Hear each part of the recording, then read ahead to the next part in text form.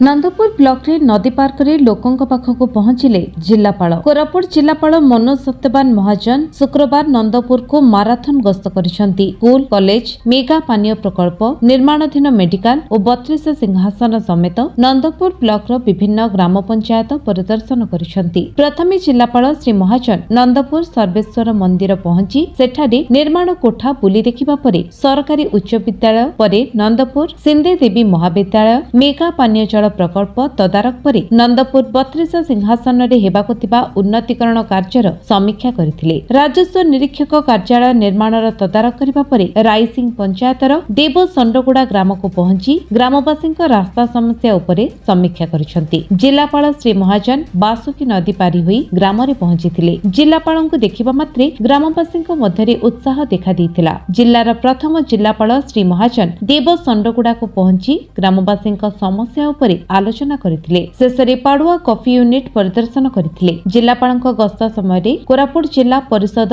मुख्य उन्नयन अधिकारी तथा निर्वाही अधिकारी वेणुधर सबर नंदपुर गोष्ठी उन्नयन अधिकारी दुर्गा प्रसाद दोरांक समेत अन्य सरकारी कर्मचारी उपस्थित रहिथिले। मेगा पानीय जल प्रकल्प सह नूतन गोष्ठी स्वास्थ्य केन्द्र बुली उन्नयन कार्यर समीक्षा करथिले। Koraput Devdutt पाणीक report विश्वविजय news Odisha.